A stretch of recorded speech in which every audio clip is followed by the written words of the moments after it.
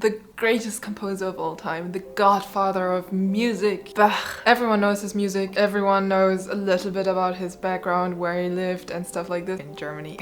But most of the people don't know how he actually died, or the circumstances in which he died. A little disclaimer here, if you have ever had surgery done which like completely failed, or if you're not into horror movies where you can see a lot of blood and you know all this splatter stuff, you might want to change the video now. What's up guys, welcome back to my channel. I'm Anique, I'm a classical pianist, and today it's crime time! I thought it's time for a little bit music history, even though it has nothing to do, you know, with the development of music, but I thought it's interesting to talk a little bit about the composers, their life, their death, and everything around them. But don't worry, in this video I'm not going to show any details, any blood or something like this, but the story we're going to talk about today is pretty heavy. So without further ado, let's go into it.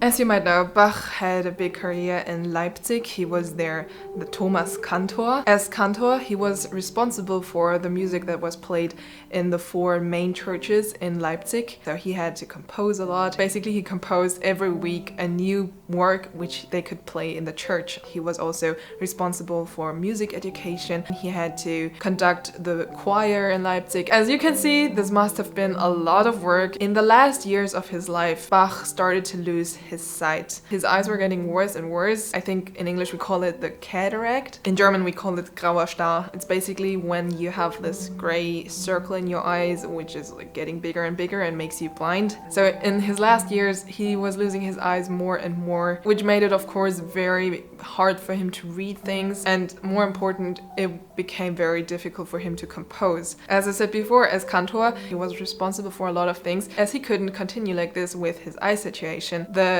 city council of Leipzig started to search for a replacement of Bach. Well, you can imagine it put Bach under a lot of pressure. In his frustration and in his search for a solution, he thought it might be a good idea to get an eye operation. Luckily, there's a great and successful eye doctor coming to Leipzig soon. May I introduce?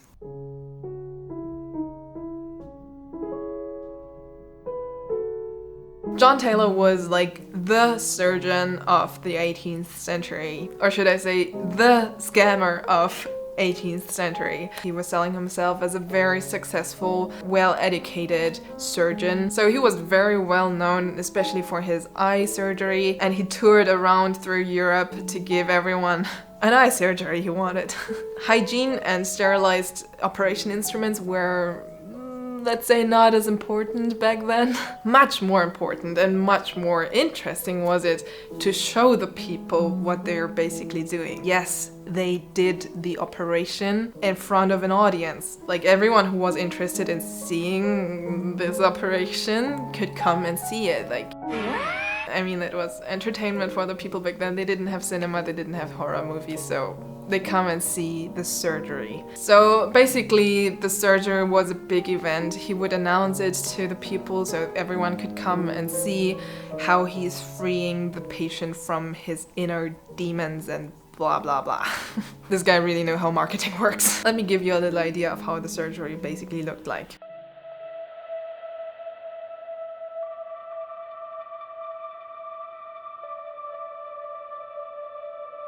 So after a very, very long announcement, finally the surgery would start.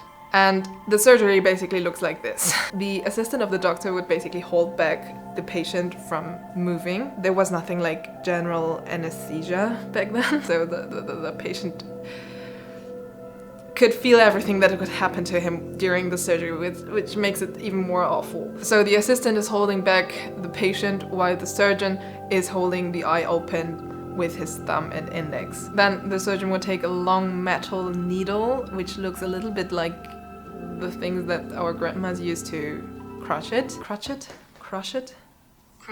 To crochet.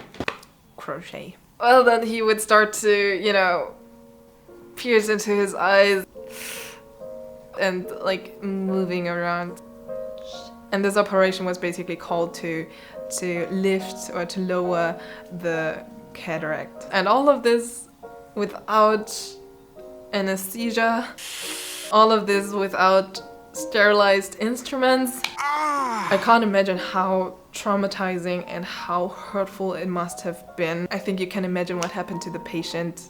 So yeah, this little motherfucker did this on Bach twice. Yeah, not only once but twice. Only a few months after the surgery, Bach died because of, you know, this operation. And as if this was not enough, John Taylor did the same shit with Georg Friedrich Händel. Händel more or less survived the surgery, but like he was completely blind for the rest of his life. Knowing that this happened to Bach, and not only to Bach but also to Händel, I feel so sorry for these guys. Probably Bach and Händel, they never met in their life, but they share this stupid guy in their history. Did you know about this terrible story in Bach's and Händel's life? Would you like to see more about the composer's life and everything around it in the future? Tell me in the comments down below. If you like this video, please give it a thumbs up. Don't forget to subscribe and hit the bell. If you would like to support me and this channel, please consider supporting me on Patreon. The link is also in the description box. We'll see us in the next videos. Bye.